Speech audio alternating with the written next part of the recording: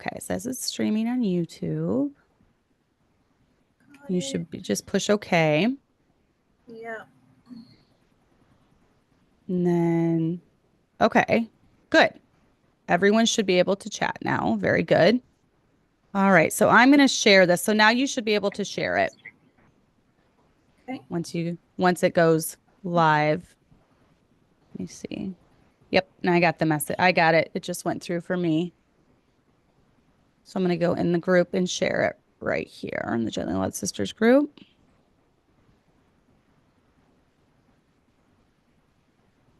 All right. Okay, I'm going to copy it. Yep. Copy and share it. This kind of gives people a time to join too, as well. Yeah. Let me look at I meant to pull up.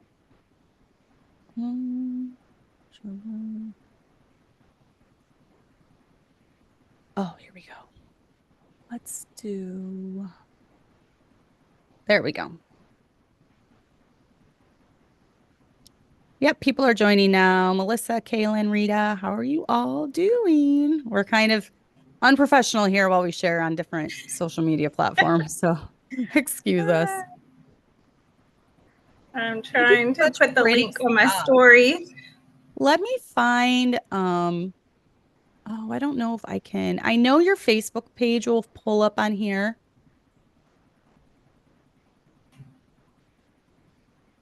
But you're, okay, there's your, I don't know where your Facebook page is though. So it's all lowercase. Magan Kovac, all lowercase? Mm-hmm. Okay.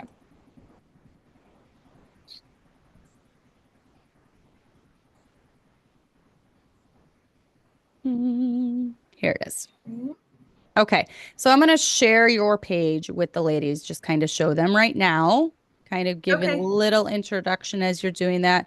I should hire you as my digital media person because you do such a good job with all your stories and everything like that. I'm like, man, that is not my talent. Okay. I had a blog years ago, actually. And so I got kind of the hang of doing it through that. And then, I mean, it takes a lot of practice. I'll just say that. Yes. And I just don't have the time to just learn new things like that. But this is her Facebook page, everyone that's watching. I'm sharing my screen with you. Magan Kovac. And I always thought it was Megan, just from listening to your husband say your name when we were, maybe it's the accent. I don't know.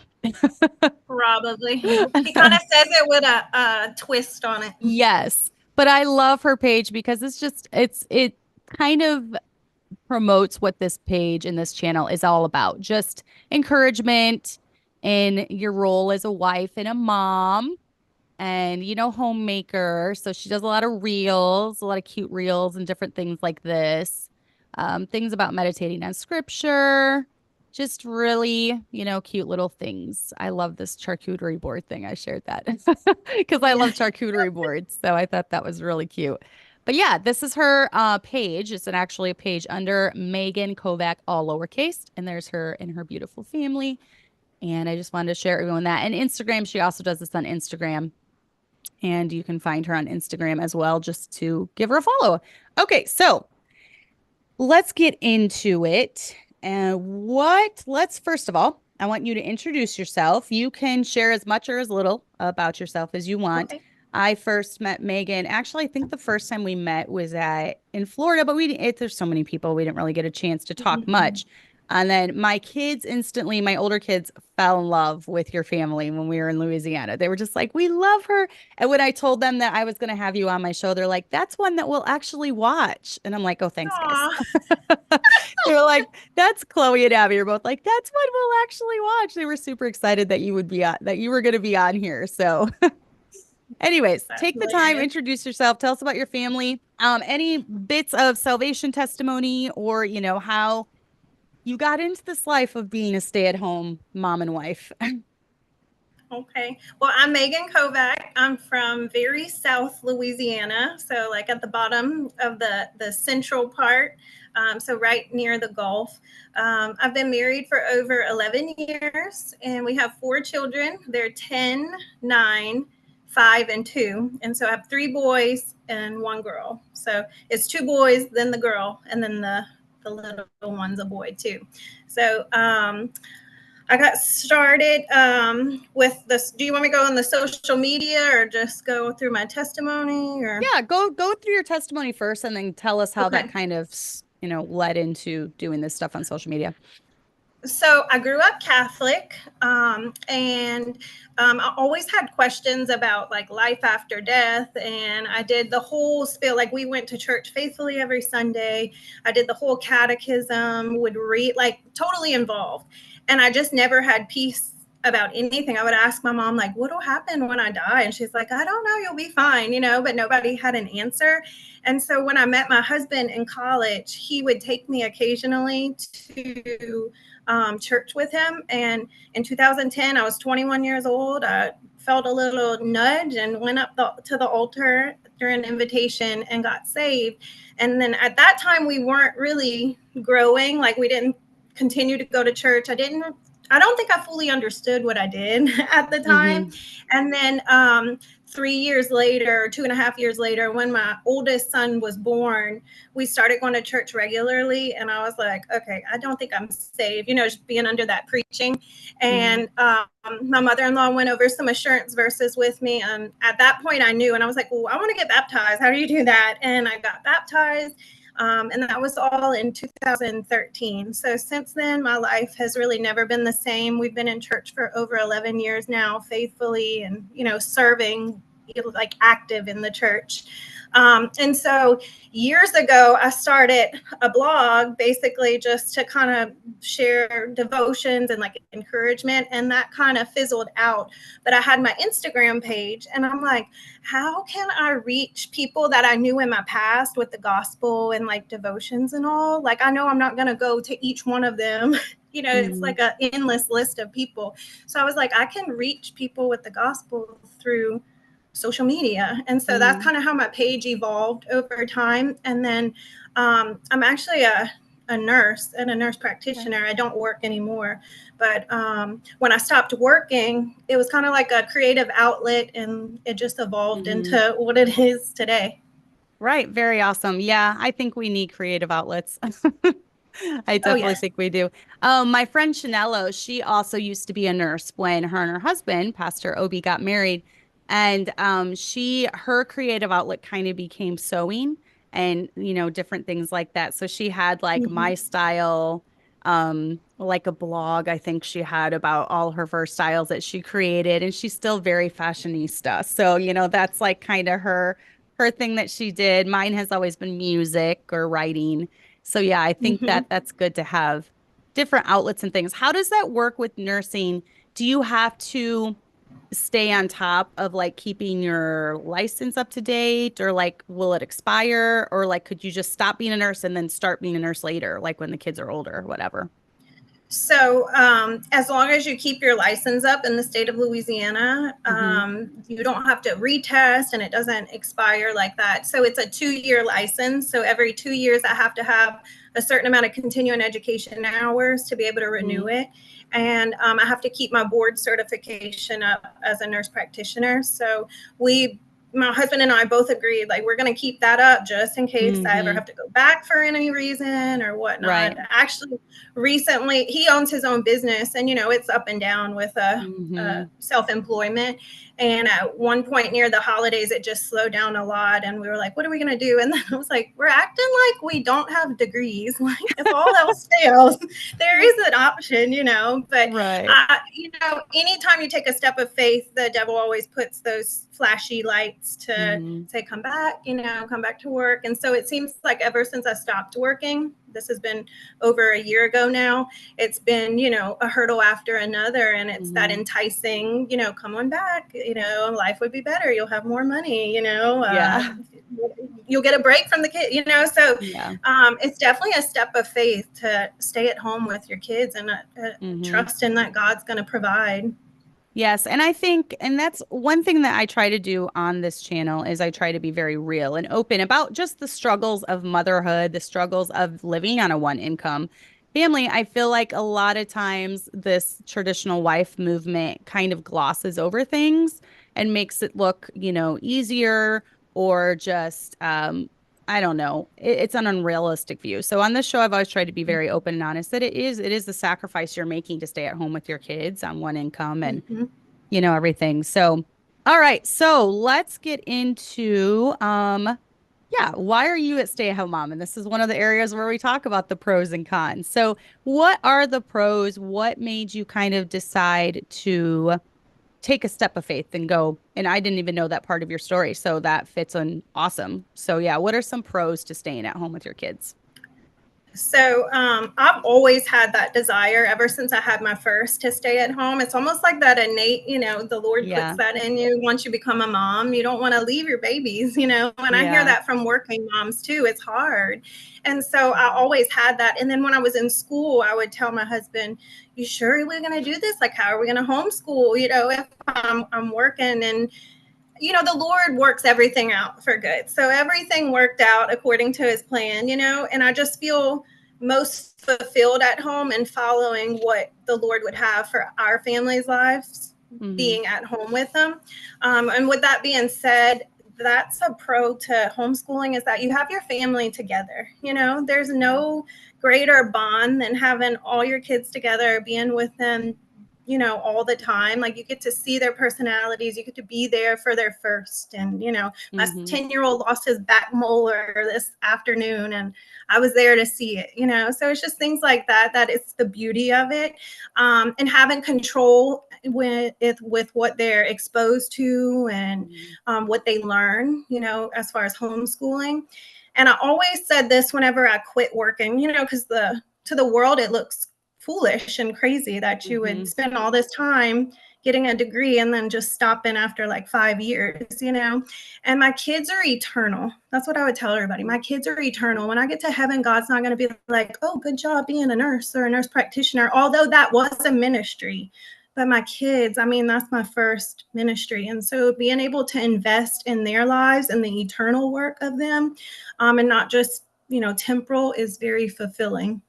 Yes. And this is the why I've often been asked with any side income that I bring in through piano lessons, why don't you just use it to help pay the bills or why? Because my husband and I determined I would never be dependent on it because if something happens where I need to choose my children over piano lessons are going to be the first thing to go. And I don't want to be Mhm. dependent on that source of income at all. So, while it can help out with the fun extra things, I never want to get to where I'm completely dependent on that. But I love that. Yes, our kids are eternal. And just this past week, I was asked by someone, what are the reasons? Why did you choose to homeschool your kids? And my kids have either been in the one room Christian schoolhouse that did ACE their entire lives or homeschooled. That's all they've ever known. They've never stepped foot inside a public school. We even hired private teaching for their driving school. And so they've never even walked down the halls of a public school. And I was asked why. And those were the exact reasons because of the stuff that they are brainwashing our children with. And, because Mhm. I want to be in control of that. So, what are some cons to being a stay-at-home mom? Because there are some. I know there are some. Yes. Yeah. And, the good obviously outweighs the bad, Yes. or it wouldn't be doable, but there are some hard Mhm. things. And I would say my biggest thing is not getting like a break. Sleep Yeah. is like your break whenever you're a stay at home mom. And so I am a night owl by nature. So I have to sacrifice even myself to go to bed at a Mm, decent time to be able to wake up early and just get going the next day.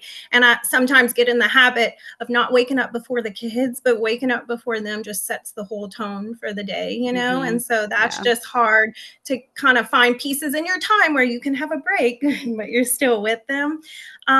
Your house will be lived in at all times. Yes. So there's messes here, there, everywhere that you're constantly in that state. I think we'll get to it later, but you're constantly in that state of, Hmm. tidying and picking up. it's exhausting, just it's all on you all day long, until your husband gets home. And then sometimes I feel bad, I don't want to put it all on him, like tag team out, so we kind of work together, but it's very exhausting mentally and physically. And then like we were just talking about, not having that extra disposable income, so having to like penny pinch now and not just live, we went from doing really well by the world standards to now being more conservative. And I would say it's more of a blessing now living how we're living than we ever did when we were, making a better income. No, that's great. I agree with you. I would say all of my cons, if you want to call it that. Basically, it's hard. But like I always say on this show, every good thing in life is hard. And usually the best things in life are hard. So, and also too, I feel like as moms, we need to remember that we're choosing our hard. So even though staying home, living on one income, that's all hard, we could choose another hard, which would be have it easier in those areas, but then maybe raise kids that, aren't as close to us, or we don't have as close of a relationship with our husband, or there's always some choice in life. So, we choose our hard too in life. And I think it's a good hard to choose. So, yeah. But having lots of littles, I was at this point, I have 8 children. I was at this point one time in my life. I'm not so much anymore. Once again, I was just telling someone, she was kind of asking just about being a stay-at-home mom, being a traditional wife in that role. And I told her, I said, there was a time in my life when I had lots of littles. It is kind of a blur in my mind because it was just, I was so exhausted. Like I was pulled from every direction at every minute of the day. And it is super exhausting. So what is the reality to you of having lots of littles? It's chaos sometimes and it's loud, I'm more of like I like things quiet and, all that. But I mean, they're like at some point riding their hoverboard in the living room, and you're like, don't come in this route, so it can be chaotic.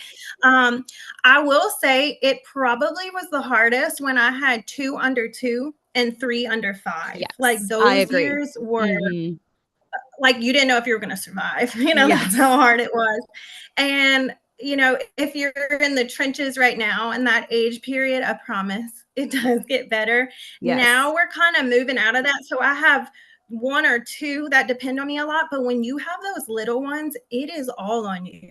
The bathing, the getting them dressed, the feeding them, getting them out the door, cleaning the house, like literally everything is on you. And you don't realize it at the time, like how much you're doing until they start getting a little older and they can do more for themselves. And you're like, oh, this is nice, And so now my older ones, they'll cook breakfast for themselves or the whole family sometimes, and they can fix their own lunch and they get dressed on their own and they can help me clean. So those are some areas where it did get a little bit easier, but those young years they're rough. They're hard. Yeah, they're rough. And you have to, and that's why I think when my kids were so little, it was imperative that we had them on good sleep schedules, because if I was being pulled 50 million directions during the day and then at night I was being woke up constantly, it just would not have worked. So we were really, really picky about that. Maybe more so when we had lots of little kids rather than now. Don't get me wrong, I still like to sleep the whole night, but it was imperative that we had our younger kids on a sleep schedule when they were little. But what are the blessings? Okay, so it's very difficult, but I'm telling you, the adoration that my 5 and 3-year-old have for me is unmatched. Like your kids get older and they start seeing your flaws and they start like picking on you and making fun of you. But when you've got your 5 and 3-year-old, they're just, mommy, you're my favorite. I love you, mommy. Constant I love yous. Oh, it's just the hugs and the kisses. They're super sweet. So that's one of the blessings for me. What are some of the blessings for you?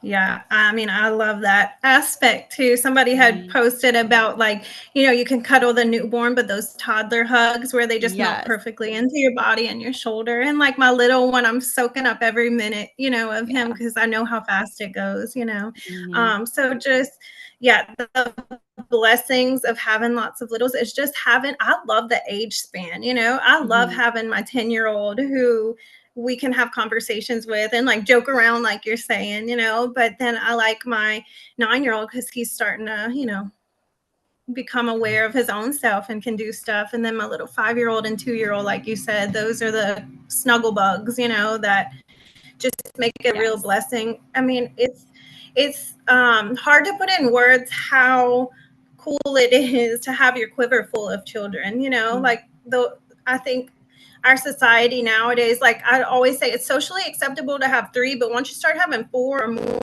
people start, you know, wondering like, do you know how that happens? And they make comments, you know.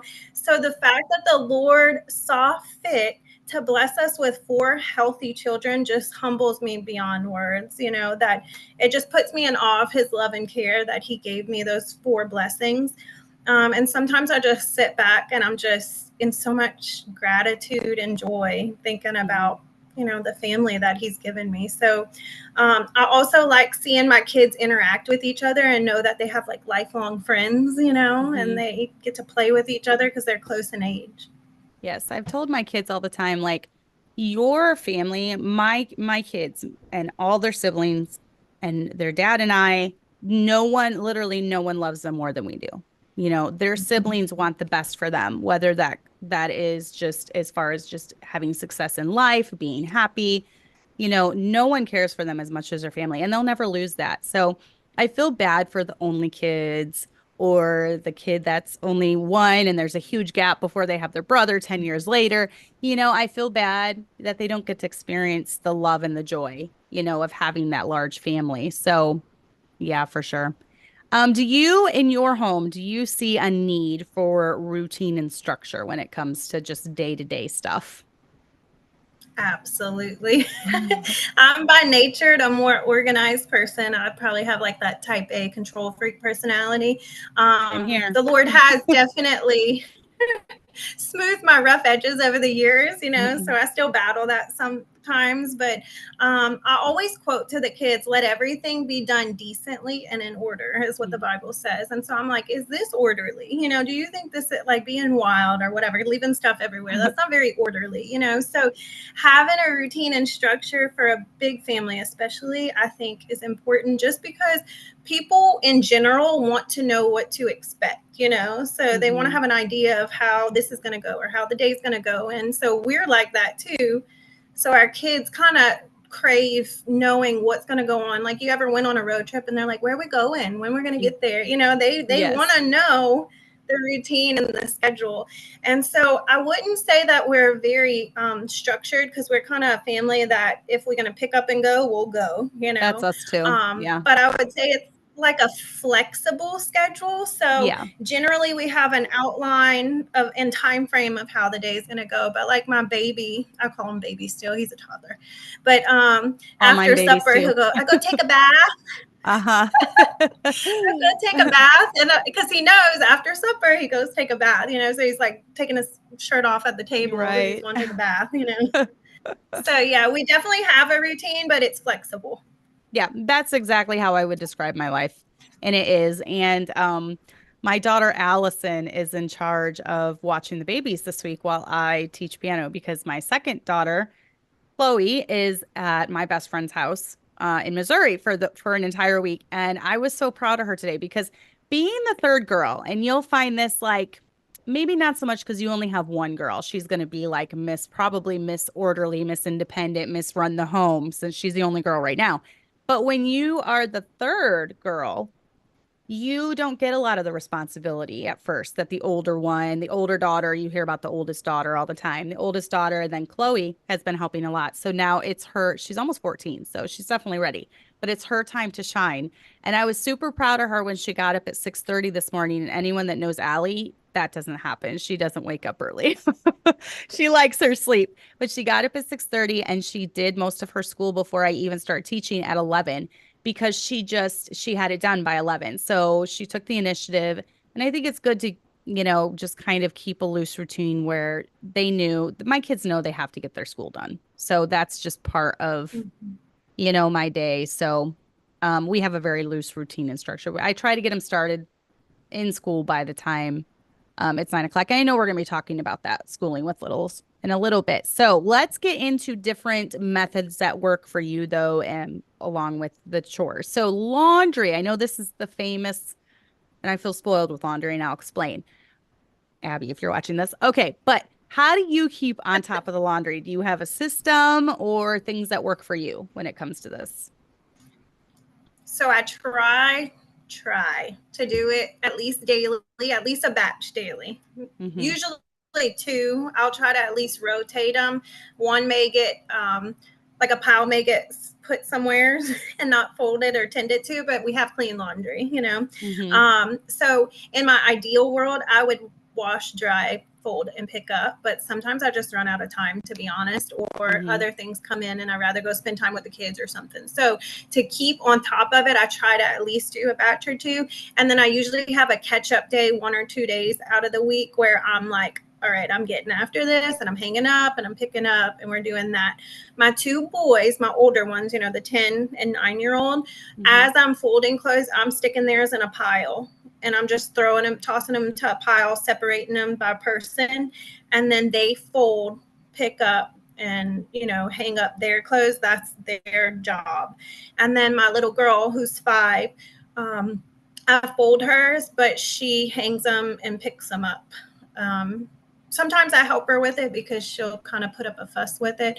But then I'm only basically in charge of, you know, me, my husband, my little one, and then half of my little girls. So that helps a lot.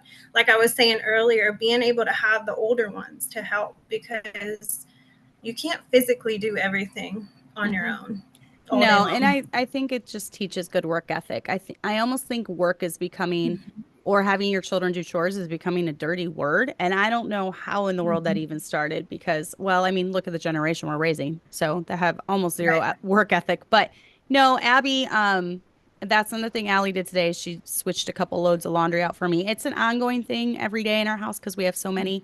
I used to do that same method as you. I would try to do 1 load a day when I was primarily doing it. Now I primarily just need to put away my clothes because Abby and Chloe and Allie all kind of stay on top of it, switching it out. Then they fold it on the kitchen table, and then there's, you know, they put the clothes in the rooms of where they go. And then everyone's responsible for putting their own clothes away. So moms with little kids, it will get easier as they get older and they start taking on more responsibility. It will definitely be easier. Another thing that I've done, and I get made fun of maybe for this, or at least comments are made, is but I don't separate them. I do all the colors together, and color catchers are great things. And sometimes I don't even use a color catcher. So that's my confession with laundry. I have a friend who does the same thing and her clothes literally look fine. And she's like, I don't Yeah. have time to be No. separating all that. But I am a separator. So I do my towels and then the darks and then the lights and then like sheets and all go by themselves. So I make more work for myself doing that. No, you're just, yeah. I gave up a long time ago. I used to separate them. I even had like a bin that had like the separate things in them where I would, yeah, not anymore. After like kid 5, I gave up on that, I think. Maybe you just need to get to kid 5. So yeah. I've been telling my husband that if he's watching. yeah, get to kid 5 and then maybe that'll go. So, all right. But how about keeping on top of deep cleaning? I know there's clean and then there's deep cleaning and the mopping and the dusting and the scrubbing and all of that. So what are some ways that work for you or apps or something that help you? So I don't specifically have an app, which I probably should. I didn't even realize that was a thing. So I probably need to look into that to keep me, you know, better organized with it. Usually when I see something needs to be addressed, it's like mental note. Okay, I need to work on that either today or this week. And like, I'll even tell the kids, I'm like, my goal today is to, you know, mop the floors or my goal today. And then I'll like tell them when I accomplish the goal, you know, just a sense of accomplishment for me, but that they see like, okay, mom does what we do too. You know, she's not just preaching to the choir. She's like doing it, you know. But yeah, I don't do an app. I saw a mom of 5 say this a while back and it kind of stuck with me. And that's what I try to do now. She said she's constantly in a state of tidying. Yeah, you And kind of that was are. like eye-opening for me because Yeah. I think like cleaning, but it's not, it's tidying, it's cleaning up after, Mhm. like just like little stuff, not like this deep, big clean that my brain was telling me I had to do all the time. You need to set aside time for that. You're not going to be deep cleaning everything every single day, Yeah, especially I with think homeschool. You don't have yes, and I time. think Abigail is like your soul sister because she is constantly, even when she's talking, I'm like, Abigail, can you just sit down and just chill for a minute? But she can't. She's even today when we're talking in the kitchen, she's wiping down the cupboards. She didn't carve out like a day to wipe down. She's literally just talking and wiping down all the cupboards. And that's just what she's doing all the time, tidying, tidying, tidying. So she's on top of things for when Yeah. she gets married eventually. What about Yeah. your mopping, vacuuming? Like when I was younger, I used to use an app, or was it an app at that point? Did I have a smartphone? Maybe it was on the computer. Flylady.com or something. It might have just been regular old internet browser, but I used to kind of have a system where like one day I would mop and one day I would dust and one day I would vacuum. But I feel like you said as the kids got older, it's kind of a constant state of doing all that stuff. We might do like if guests are going to come over, clean the bathroom real quick, but for the most Mhm. part, it's ready for people to walk in, which is Yeah. crazy with all the kids that we have. But I think it's because we're constantly doing it. But do you have a specific day you do those things or? So, the mopping, actually, we moved into our house like around December. We used to live in a Mhm. trailer. We lived in a camper and a houseboat over like from spring to fall last year, like 6 months. Wow. Um, and then we moved into this house that was way bigger than our other house and bigger than the camper. So, we've been in it, let's see, January, February, March, like 3 months now or so. So Hmm. some of my scheduling that I had that worked at the other house, I'm having to kind of like tweak. So I don't have set days. I'd love to mop every week, but I'd be lying if I told you I did. But Yeah. I'm in a constant state. I'm like, I can't stand the grit on the bottom of my feet. So I'm like Yes. sweeping the room several times a day, So it's Yeah. like that floor is getting swept up, but it's not getting deep clean mop. So I would say I try to do it weekly, and I'm trying to get back onto that routine. But I would say every other week it gets a good mop, you Okay. know. I And wish then we could go that obviously if long. anything spills, I'm like squirting, to kind of wipe Yes. that up. But in the real world right now, I would say in this house, it's probably been more like once every 2 weeks, once a Hmm. month or so that it gets mopped. Dusting, I'm kind of a minimalist. Like I don't like a lot of Yeah. stuff. My husband says I get rid of too much, and I don't think I get rid of Uh-huh. enough. So the dusting isn't actually as hard for us because we don't have a lot of surfaces to clean and I don't have a lot of stuff to move around on those surfaces. So usually that's about once a week or once every 2 weeks. Once I start seeing it layer on, I'm like, ooh, this needs to be clean. Hmm. And so either I or the kids will do that because that's an easy task for them. And I'm like, if I have to do baseboards, that's a kid duty. I like set them up with a bowl of Hmm. water and some cleaner and they Yes. get on their hands and knees and kind of do that. Um, and then dishes, I do that after every meal. I try to, or at least after lunch. So we might have breakfast and lunch, and then I'll do a quick tidy up after that meal. And then I always do it after supper to get ready for the next day. We don't Hmm. have a dishwasher. I'm the dishwasher. So Yes. staying up to date with that is like my saving grace because I could not function if the dishes. And I mean, I cook Hmm. a lot. So I need those dishes, to cook the Right. next meal. Yeah, exactly. And that kind of segues us into the next topic, which is cooking. Do you have any? I know you do a lot of these little reels about meals, food, things on your page. Do you have any? Let's just go down the list. Let's start with meal ideas. Do you have any good meal ideas for moms with lots of littles? Hmm. I would say anything you could put in the crock pot or instant Yes. pot would be a good meal. Those are really easy. I like to do like potatoes and carrots and onions at the bottom of the crock pot and you just heavily season a whole chicken and you just put it on and it falls off the bone and it's juicy and it's delicious, and you feel like you made this extravagant meal and it was all done in the crock pot. We do a lot of like roast in the crock pot because that's easy. Instant pot beans, like you literally can put any bean in the instant pot and have it super creamy and soft in like 1 hour, So sticking to like spaghetti and tacos, easy things like that. But I try to always be coming up with new ideas for meals because I don't like to eat the same thing all the time. So I'm constantly changing up what we're eating. And then I'll pull like a favorite or two each time. I usually like plan for 7 days and it can stretch, 7 to 10 days or so. Do you have a rough idea? Do you actually do like a grocery list when you're getting ready to go grocery shopping? Do you have like the meals written down, everything that you're going to do? Yeah. I've done that since I was like newly married and had like one baby, and it's evolved over the years. I used to do it on like a little sheet of paper. You're going to be like, oh my goodness. So I used to write the meals on the front, flip it open, write all my ingredients I needed on like one side of the paper. And then on the other side of the paper, I would write them as they were in the store. Oh, that's funny. Start in the back and move my way up. And then I would scratch it off on the other side as I did it. But it kept me organized with a baby. And like when you say in 2 under 2, that was before grocery pickup.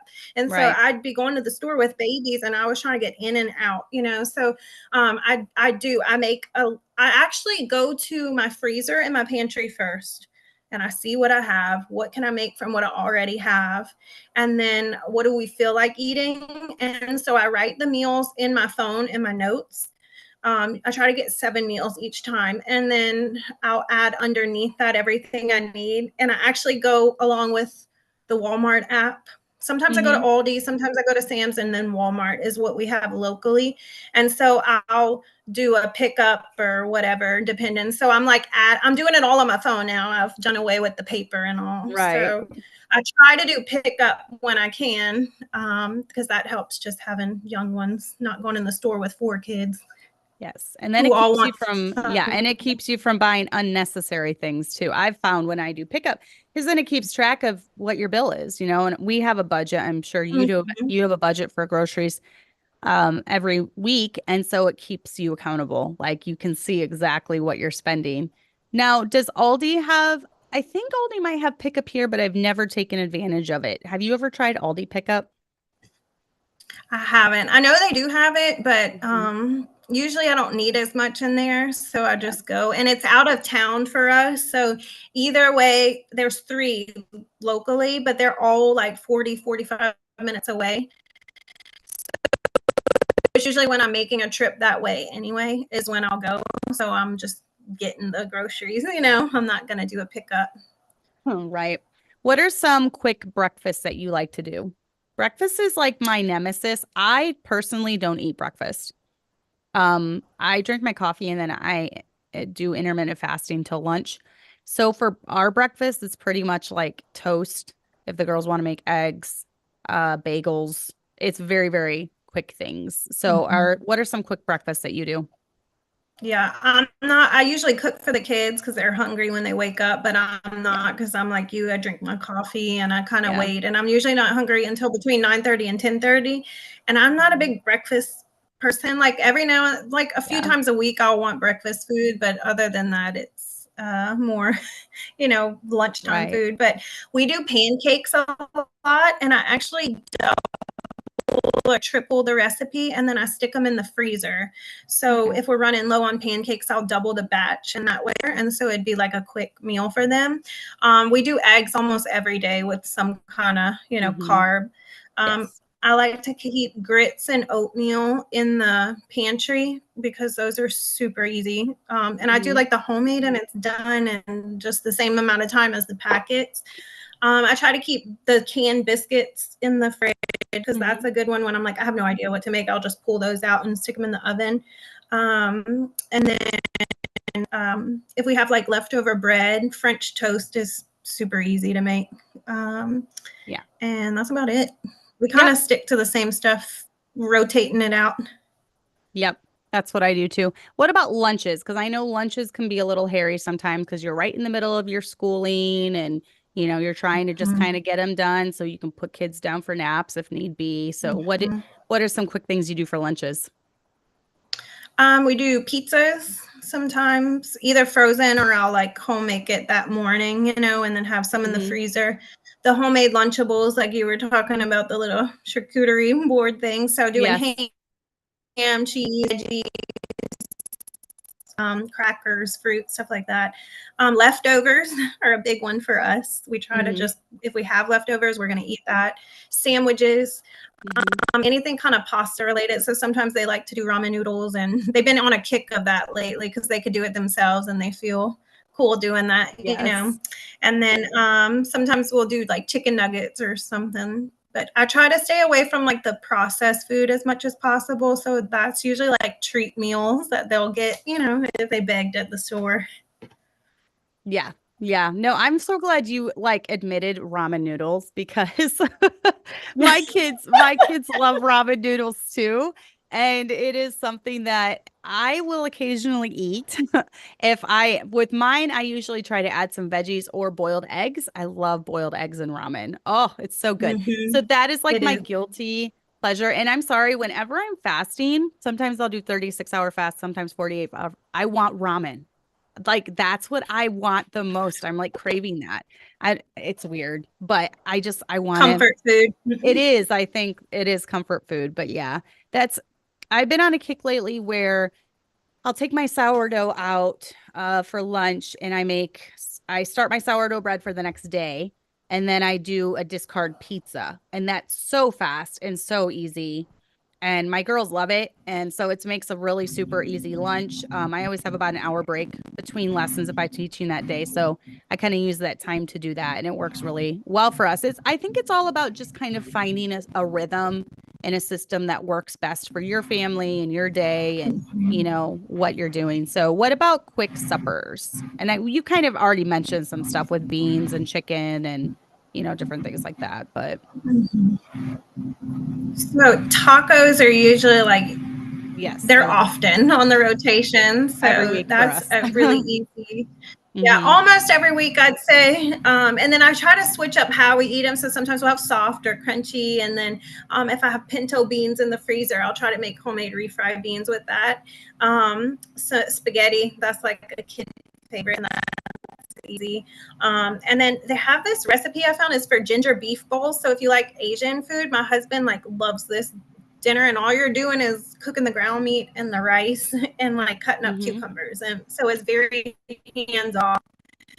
um, my favorite thing to do is just like keep leftovers and freeze them, Yeah. because then you have this homemade meal that you've pulled out the freezer and you feel like it's fast food and it's actually something you cooked and it's delicious, and so you feel better about doing that. But that's Hmm. my biggest tip with grocery saving tips and just time saving is freeze your leftovers and go grocery shopping and fast food shopping in your freezer. Hmm. Yeah, that's awesome. I know a lot of I have a friend here, she likes to cook a whole bunch for like a week and then have frozen meals that she can pull out in the following week. So, all right, let's talk about schooling. And we're going to talk with schooling with lots of littles. My day that I had when I had lots of little kids is different than now. Now we do things differently. But what's your method when it comes to schooling your older kids while keeping your littles occupied, basically? So I try to do one-on-one. We kind of revamp it every so often, depending on what's, not working or working. But I try to sit down one-on-one with my older ones for the lessons, the part of the lessons they need. So like math is one-on-one, English is Right. one-on-one. And I'm thinking about next year combining history and science for those, like all the kids basically. Hmm. And my little one will either play with my 5-year-old, who her school takes an hour in Right. kindergarten. So he'll play with her. He'll sit at the table and color or write on their books. And they're like, Hmm. no, Kaden. But he'll play with toys, or we utilize nap time if it's something that I like really need to concentrate with them on. Yeah, nice. Yeah, I like that. And then why is it always math and English when it's one-on-one? Why do we always need to do one-on-one with math and English? And I have tried it. I've switched it up through the years. I've tried unit studies when it comes to history and science. Um, Paces, we always just go back to ACE though. That seems to work the best. This year we're doing Saxon math, which is pretty independent work as well. Saxon explains things well enough to where they don't need a lot of help with that. Um, but yeah, that's pretty much how I do it. I've done it to where um if I've had a bunch of littles at a time and I needed to focus on kindergarten, I would do it during nap time of the youngest child. So whether that was a baby, because kindergarten doesn't take but 1 or 2 hours a day. Um, I'm going to have Kelly will start this fall. And what I'm probably going to do is I'm probably going to carve out a time, 2 hour period each day to make sure she watches her videos and she's doing all her homework for that. Once I'm done teaching lessons and all that. So that's kind of my plan for that this year. But yeah, there's definitely, I've seen moms that are really on top of things and they have their littles like doing arts and crafts and, keeping them occupied when their older ones are doing it. But for me, I feel like that's always just made catastrophe and mess and chaos. And it's not really worked for me or us. In my mind, I want to do that, but Yes. realistically, it frazzles me more than anything, and it just puts more mental workload on me. So, in a perfect world, yes, I would love to do arts and crafts, but the art books have sat on the shelf all year, and we have not touched them. Yeah. What is the curriculum that you currently use with your kids? So we do a Becca. That's what we started with. Okay, yeah. They went to a private Christian school for 2 years, and they used a Becca there. And then when I started homeschooling again, it's been 2 years again that I've been homeschooling. We've been doing a Becca. So sometimes I want to switch. Almost did Bob Jones this year, but to me, school is school and it's going to be boring in school no matter what. And I know that they're thriving on a Becca. So we've kind of just stuck with that. I just cut out all the fluff, Right. I do the basic. Nope, that's good. I love a Becca. I'm very, I very, especially for reading. Like that's been my go-to for my last, what is it, 5? No, how many kids? I have 8. Let's see. I only have 3 in school this year, and I have 2 that have not done school, so 6. So I would say my last 2 or 3, I've done a Becca that it's taught them a good, solid foundation with reading, with cursive, which I really, really like. So, but what is your main focus with schooling? What do you want to impart the most to your kids? I would just say for them to like master the foundations. So obviously being able to know how to read and write and spell and do math, and what they need to learn. So to be honest, my husband and I aren't as concerned with them going to college or doing some fancy degree. Both of us have a degree, and neither one of us are in the field that we went for our degree. And so something about serving the Lord turns your life upside down to what the world thinks success looks like. So if all my kids ever do is walk in truth, I'll have fulfilled my purpose, I feel like. So basically knowing the essentials to make it through adult life, and my kids are smart, so they're always kind of, I need to look for ways to challenge them, So, sometimes that self-doubt comes in. Am I doing enough for my kids, because they are excelling, but I think that's important. You are, and I feel like we're always a good mom, I say, is always going to second guess herself because it's usually the ones that are the worst that think they have it all together, and they're excelling. But I'm just going to be an encouragement to the young moms right now because it has worked. Homeschooling has worked very well for my children, and I have not, and I've had a few graduate through it now. And Tommy is doing super well in his job. Jason is in college right now, and training to be an electrician apprentice. And, Abigail also has a part-time job somewhere and is teaching music lessons. And so they've been able to basically run their own side things when needed, go through schooling, write papers, do all the things. And they've been perfectly competent and above a lot of peers their age. And that includes kids that went to Christian school and did a Becca or a Bob Jones the entire time. That includes the kids that went to public school. So I think if you have your eyes on the fundamentals of reading, writing, and basic math, you're going to do really well because at the end of the day, it's about teaching them good work ethic, teaching them how to be a good human being, teaching them how to be an asset to society, not a drain. So just, keep your eyes on that and don't sit around worrying if you're going to mess up your kid because they didn't take trigonometry, so they're not going to be the next president or something. It's not really that drastic. So don't Yeah. worry about it. So, anyways, let's just talk about our mindset when it comes to running a household smoothly. So, what mindset do you choose to have while you are in the midst of all this? So trying to stay grateful, I would say, and not giving your frustrations and your overwhelm to the Lord Hmm. because you're constantly going to be, fighting that I got to do this again or that Right. dread, and so just shifting that mindset to gratitude is going to change your perspective.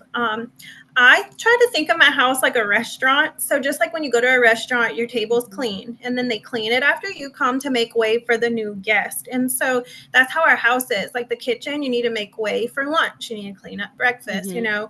your bed, you need to make your bed to make way to sleep in it tonight, So it's just, you're constantly going to be doing things in the home, but it's just for it to operate, basically. It's not a Mhm. burden. It's for it to function, And Right. then, you know, just being thankful for the size house you have and the family size you have, because not everybody has that and gets that. And to whom much is given, much is required. So the Lord blessed you with it, but it's going to take work and effort on your part to keep it operating. Absolutely. Yeah, and I think the mindset of just contentment, and being happy with what you have. Okay, I know you're younger than me, but I'm really finding social media is having a very detrimental effect on the generation of today when it comes to everything, when it comes to relationships, when it comes to our homes, when it comes to do I get to go on vacation or I don't get to go on vacation, when it comes to the type of clothes you wear and the type of car you drive, and even down to the type of drink or the type of cup that you drink out of. And I have a Stanley, so whatever. But do you find that contentment is a choice that you have to make every day and I'm a firm believer in loving the spouse that God gave you and making it work, loving the children God gave you and accepting them with all their flaws, loving the home that God gave you no matter the size or I mean you lived in a trailer for months. So making do with what you have had and choosing contentment. Do you believe that contentment is a choice and that it's something that we have to sometimes choose to do, you know? I do. I agree that it's a choice. And the Bible actually says that Paul said that he learned to be content. Me and my Yes. husband were just talking about this. Like, it didn't come natural. It does not come natural for our flesh to be content with what we have. And you're absolutely right with social media because it's Hmm. always like this flashy billboard, of Yeah. what's next or what's new or what's popular now. Right. And comparing ourselves to other is not wise. And so being content with your blessings in your life and what God has given you in your own life is totally gonna shift your mindset and your perspective on your Hmm. family, even, not Right. the grass is not greener. Me and my husband talk about that. Like, if you say you give up and you quit and you're like, I'm done, you're gonna have the same problem. I mean, new set of Hmm. problems with a Yeah. different person. So Yes. people may, especially on social media, make it look extravagant and beautiful and perfect, but they still have issues too. And you can look at their life, the highlights that they show, and be dissatisfied with your own life, or you can choose to be content with what you have, Hmm. and that's hard to do sometimes, even for myself. It's easier said than done to say, yeah, you got to be content, but life happens, Sometimes. hormones happen. Yeah, sometimes it's crazy. There's storms going on, and yeah, you have to choose it. That's for sure. Okay, so expectations. Should we have expectations? How high should our expectations be? How low? And since you're a type A personality, obviously you have expectations, right? Uh, so I think we should have them, but yes, I would call myself a recovering perfectionist. So the more kids I've had, the more the Lord has grown me in this area. Yes. And it's okay to let some things go and to pick your battles. I Hmm. used to think I had to do everything every single day, and then I would Hmm. beat myself up because I didn't do it, but I really couldn't, it's not physically possible. And so being able to stay flexible with a big family. So I would say that you would have expectations high enough to challenge you and your family, Hmm. but then be low enough to be able to give grace and mercy when those Right. expectations are not met. And that's an area I struggle with, because if the kids, they're clean their room, so instead of being like, oh my goodness, it's still a train wreck, be like, well, can you make this area match this area, trying to be positive. And I don't do it all the time, but those are areas where I try to, and just having non-negotiables. So in this family, we are or we are not going to do this. This is Hmm. why, and I expect it to go like this. So those expectations obviously would have to be met, because God has expectations for us too, that we have to Hmm. meet according to his commands and his will. It's a That's good. balance, I would say. Oh yeah. Life is all about balance. Anyone who listens to the show for, I say it all the time. It's all about balance. But I like that because we do in the McMurtry home, there are some non-negotiables, like you said, when it comes to expectations, such as like when the doors are open for church, we're at church. Like there's no Mm-hmm. question, and shame on us if we weren't because we're the pastor's family. But besides that, we are Christians. So we should just strive to be that, being Christians. So church is a non-negotiable, school is a non-negotiable. There's certain chores that have to get done every day. Those are non-negotiables. The animals need to be fed, they need to be taken care of. There's just, we have to take care of our beasts. So there are some non-negotiables when it comes to that. But I do think some parents can get almost so rigid when it comes to just running their home like a military base, where their kids tremble when they come around. They're scared to death of them. But the parent just has these unreal expectations for their 2-year-old that's only been alive 2 years and is just trying to figure out life. And they're expecting them Mm-hmm. to act like a 15-year-old. So I think we have to be careful, especially those of us that do have the type A personality where we just need to learn. And God's grown me in this too. I have 8 kids now, and I'm a different mom with my younger kids probably than my older kids had. But it all comes down to just growing and maturing and realizing what's important in life and what's not, basically. So, Yep.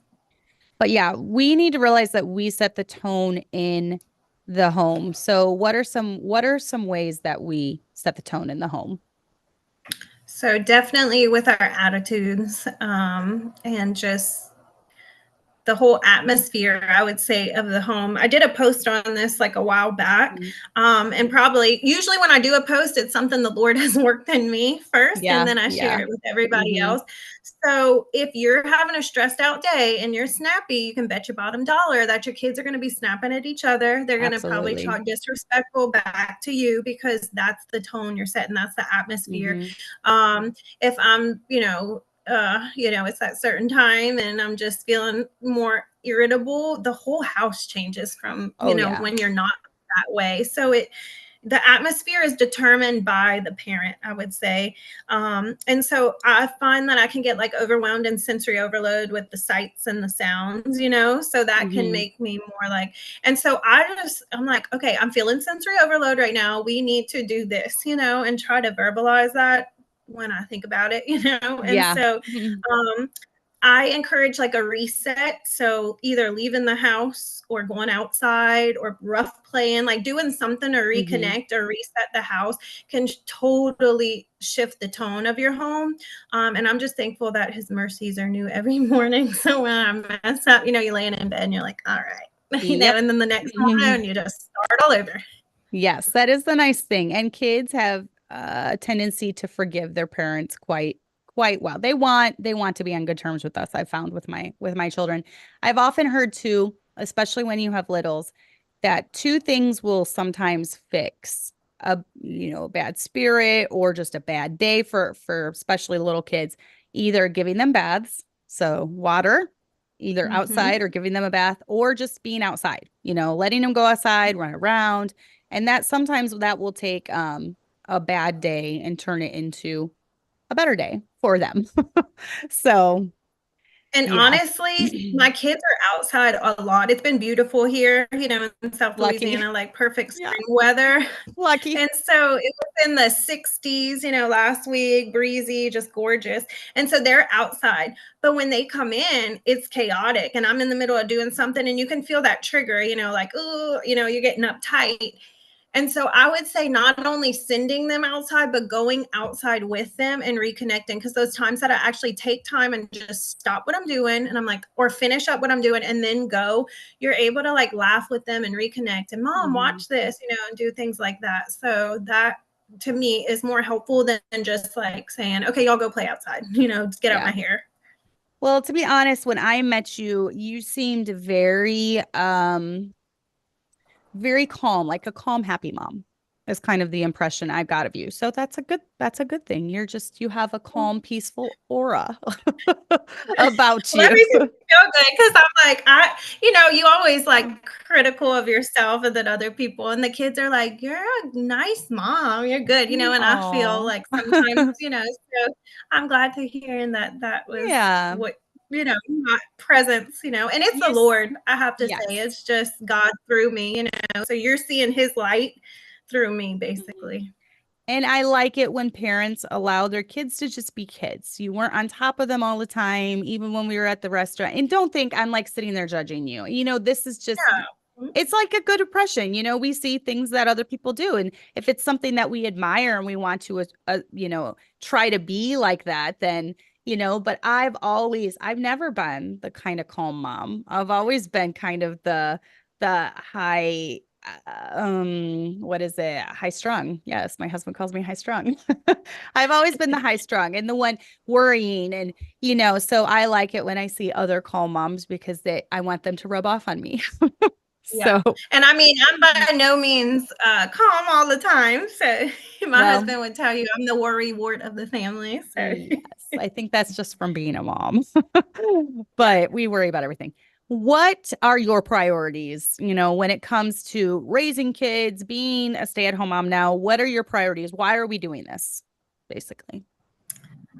I would say for the glory of God, Mhm. that's a priority to be an example to them, like not only my kids, but I tell them all the time, I'm like, do you think people see Jesus in what you're doing right now? Like we're supposed to be showing other people Jesus. So Right. just keeping our eyes fixated on God, keeping God the center of our lives and our family, Hmm. and just prioritizing relationships over things and Yes. messes, and just trying to reconnect with the kids, especially when you let them down or you let yourself down, just Hmm. keeping that relationship together. Yeah. And like you Those are, said, just raising good human beings, and good yes. adults. Yes, that is my main goal in life is to raise those who are, kids who are saved young and live their life for the Lord, basically. And also, being I'm a second generation Baptist, if you will. My husband is, I don't know, third or fourth generation. Um, just wanting I want this life for them. So my goal is that they choose to follow in the footsteps of us and their grandparents and they choose the Baptist life and they choose this way of life and I think of that verse, I have no greater joy than to hear that my children walk in truth. I don't know if I said that exactly right, but it is true. As a parent, you have no greater joy than when your children choose to, at an age where you can't force it anymore, they choose to continue on in what you've taught them. So I'm realizing that now that I have adult children, and it really is worth it. So stick with it. But I think one of the main things with raising kids that love the Lord and everything is remember our kids will see our walk with Christ and they're going to learn the most through example, not just what we say or give lip service to. And are you finding that your children are picking up it's action more than words? Are they picking up on just Absolutely. yes, everything that you do in the home? Yeah. So that saying, do as I say, not as I do, does not work with kids. They No, will mimic no. everything, whether it be good or bad. So Yes. I can't tell you how many times I've seen myself in them, and I'm like, Mm-hmm. That is what I said, or that's what I did, and then I have times where I'm like, oh my goodness, like they're doing what I've taught them to do, or they're being nice to their sibling, after having a talk with them or showing them, so it goes both ways, but they're going to do everything you do pretty much. Yes, they are. And I think this is why it's so good to have a good marriage too, because if you want you to have any pull in future relationships that your kids might have with others, um, you can either say, do you want a marriage like your dad and I? But if you have a terrible marriage, why would they want that? So they might choose to go down a different path if they don't want what you have. So I think you need to build that marriage. That's the best example for them to see what works in a relationship and what works in a future spouse and all that. So speaking of that, lastly, let's talk about our poor neglected husbands. So tips for finding time for your husband amid the chaos. I can remember some things we did when we had littles, but how do you do this? Do you have date nights? Do you try to do stuff at home? How do you try to connect with your husband every day? So we usually, I feel like I can feel it. I'm like, oh, we need a date night soon, Yes. and so we Yep. try to do a date night at least once a month. We have good family support that they'll help watch our kids if we need a date night. Nice. And then now that our kids are getting older and we don't have babies anymore, sometimes we get a night away where like we are able to Mm-hmm. spend the night somewhere or even spend the night at home. But staying, connecting, and flirting, I think, is so important. Just not connecting on those date nights, because once a month is not going to sustain me for the rest of the month, Yes. And so I think about it like with our relationship with God. If you're not constantly seeking after God and in His Word and praying, you're backsliding, even though you don't want to be. You're not as close to Him. And it's the same way in our marriage. If you're not constantly seeking after your spouse or your husband, you're going to feel like a roommate or worse. Exactly.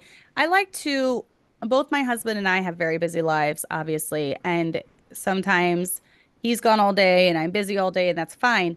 But the thing I love about marriage is that we always reconnect at the end of the day. So, and that's why when our kids were real little, getting them to bed early was imperative for us. So we really focused on those 7 o'clock bedtimes. And then that gave them longer sleep. It established good sleep cycles for them. And it really just showed our kids too that our marriage was important to us because they knew they went to bed, so mommy and daddy could spend time with each other. And so they've always seen us prioritize our marriage. When we had real littles and we lived by family, we would try to do maybe 2 times a year an overnight.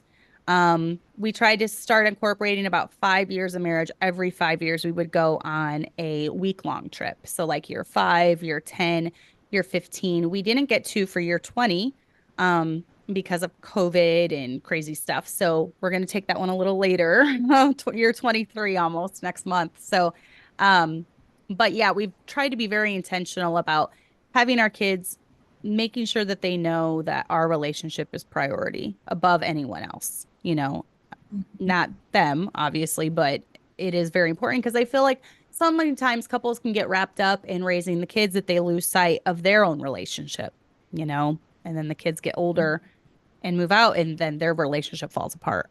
So I think that's really important. And then also, um, the kids see how we talk to and about our husband, and this kind of goes along with action over words. But what are some ways have you seen your kids pick up on just even the banter between you and your husband and how you relate? And have you seen their faces light up when you guys are joking around, or you can tell kids really like that. Yeah. So, And they're like, watching like a hawk, and we're like talking. And, my mm-hmm. little girl, especially, she, Yes. like daddy's girl. So Yeah. she'll sometimes try to mimic. And he's like, all right, Adeline, that's enough, like giving him a hug or something, Yes. So like she loves her daddy, but Yeah. they see that.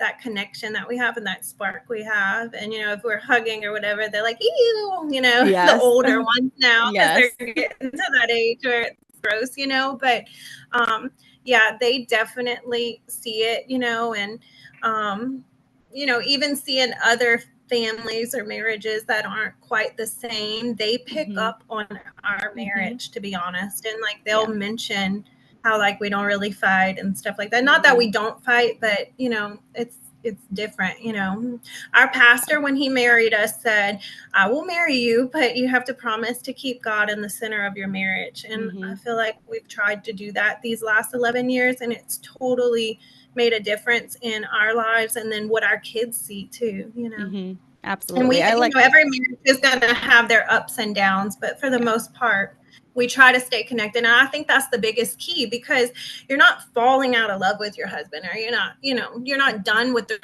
relationship. You're probably disconnected, and you need to reconnect, and you need to find those times to prioritize your marriage, because we talk about that, like the kids are going to be gone before we know it, you know, and then when the kids are gone, it's just you and him again. So you don't want to be married to a stranger when your kids leave the home. And so we try to make that very important and a priority in our lives to keep that spark alive. Very important. I love the reel that says it's like a husband or a wife or something, and they're like, divorce is not an option. If you're annoyed with me today, fine, let's go to bed and we'll try again tomorrow. But yeah, divorce is not an option. That's right. You're stuck with us. So yes, it's just getting and into that mindset.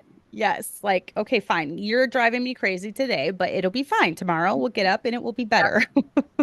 There's another reel too, and it's like, you ever just end a fight with your spouse and asking like weird stuff, like, hey, has the fridge always been right here? It's like ending it, and like, it's, you know, not serious stuff, but disagreements. Our pastor said usually fights start because someone did not meet your expectations. And he said that within the last few years. And I was like, that is so accurate, you know, because you expected them to do this for you, or you expected this to happen. And when your expectations fail, you get kind of mad and prideful and fluffy at the other person, you know. And so realizing that it was probably your expectations that were dropped, and not because they weren't trying to hurt you or offend you, you know. No, that's really good, because I'm just like thinking back, fights are very few and far between. The longer you're married, I feel like, because you kind of just get to know your spouse so well, you either don't want to start a fight or whatever, you know, it will trigger it. But I would say that is 99% is expectations not being met, whether it's he wasn't romantic enough, or he didn't do enough for your birthday, or, you know, you didn't have supper waiting for him when he got home. Whatever it is, I feel like, or the laundry wasn't done. It's always because of expectations. That's really good. Yeah, I've never thought of it that way, but it's so true. It absolutely is. And then lastly, how have you, I think this is last. I'll look real quick. Is that the last point? How do you keep your friendship alive during the tough years with littles? And this kind of goes along with all of it. So I would say to make it a point to reach out and connect. So you can get caught up in doing the motions. But if you think about it, so do they. So you get caught in just your pattern of life and going through the motions day in and day out. Like sometimes it's supper time and bedtime, and I'm like, oh, I didn't do this, you know, or that. So they doing the same thing you do. And then if no one invites, then you're just stuck in this phase of no one inviting.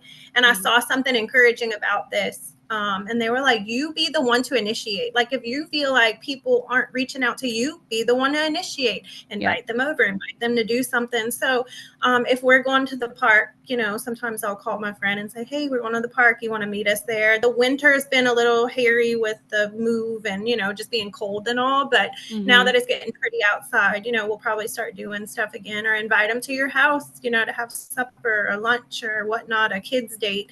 So just being the one to initiate that connection can kind of set a spark, and then you might see that they start calling you again and reaching out to you, you know. But in those little years, it definitely gets hard. I remember when my kids were really little, we would take time to take them to like either the children's museum or like this, like they were toddlers. So it was like this climb place, you know, where they had all those little cushions on the floor, and they would go play with that, and I would be able to talk to my friends. So there's tons of options. You could go to the park, you know, literally anything, a spray park, just making that time to stay connected with your friends. And friendships evolve and change. So sometimes you won't keep the same friends that you had, and that's okay. It's not that anything happened, but you're just in a different season and you've grown into a different person.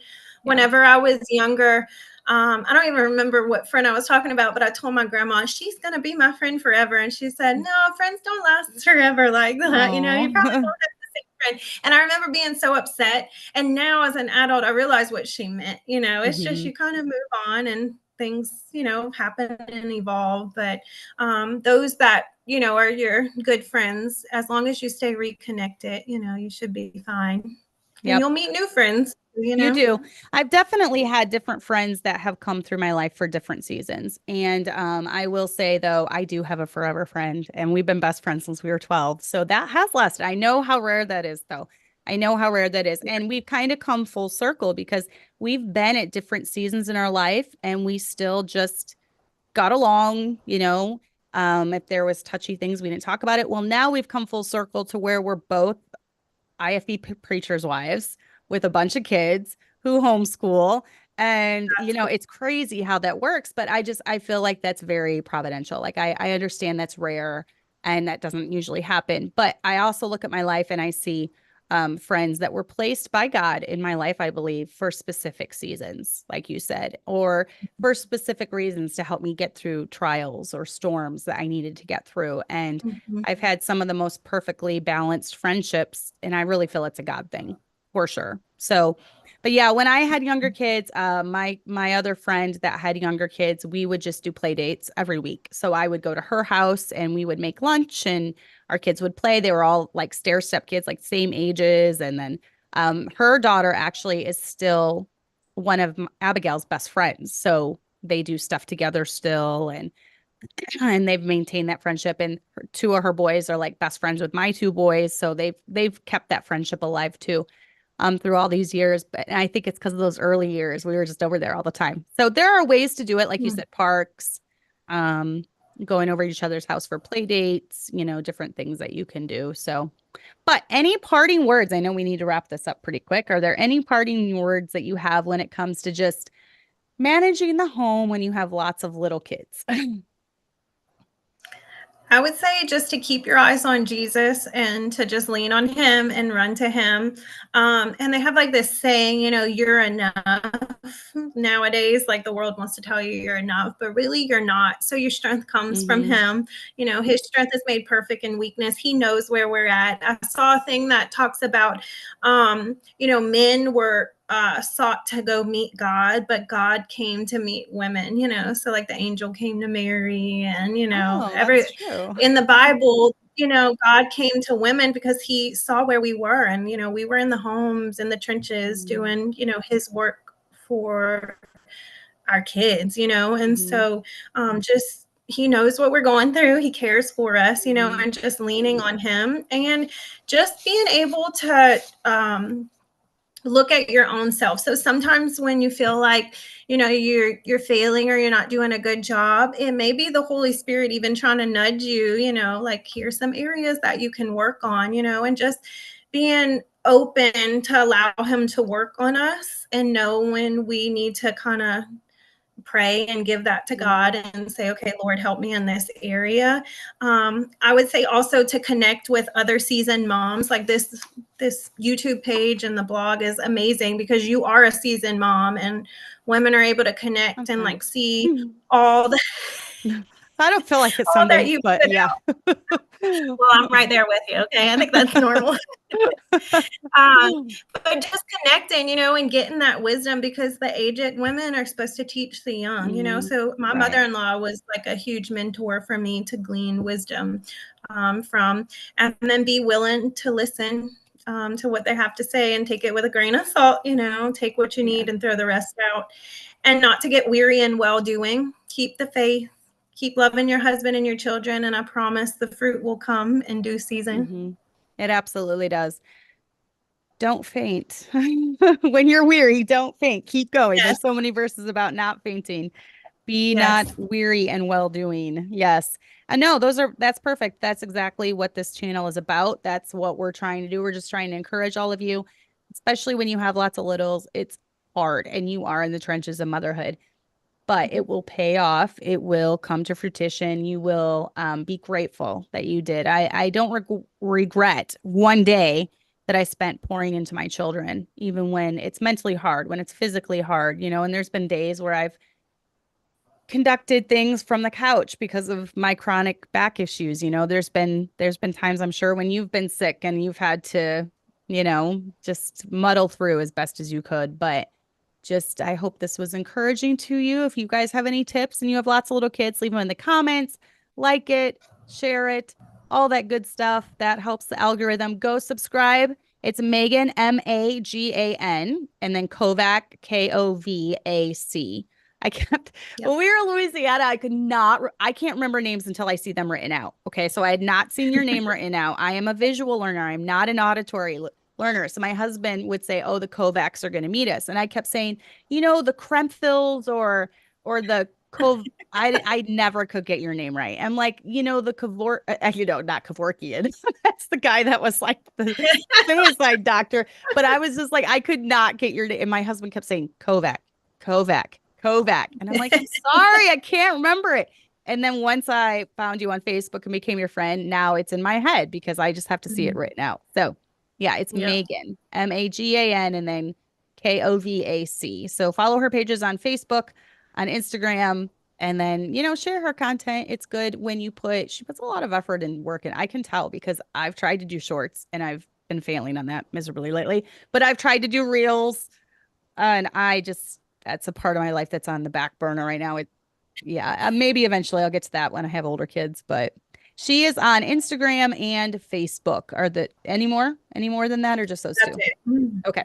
Yep. And it's all under her name. So it should be pretty easy to follow. You've even done it to where, like, when Karen Rodriguez was trying to like coach me in all this, she's like, you need to have a color palette and you like do all of your pictures in that color form, like palette, and you need to no, you do all that good stuff. You do like the whole color palette thing is unique to your channel and your page or your Yeah. whatever. I fail. I fail at that, It's but tough. Well, yeah. if you want to do a bunch of different things, it's hard to restrict yourself, You're Yes. like, oh, I like this color today. I want to Yes. do that color.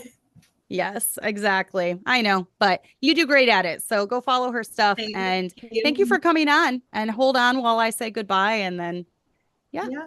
that's it. Thank you So, so much for having me. I'm like humbled and honored that you would have me oh, here. yeah, So, I love and by no means am I, perfect or got it under control. And mhm, a lot of it, I'm preaching to the choir. I'm right there with you, mhm. and just constantly striving to do better and be better for my family and my kids. Yep, as we all are, as anyone I think that is doing a good job knows because it's the ones that are doing a good job that we're constantly trying to be better. So, yeah, just keep at it, ladies, and we will see you all next week. So, bye.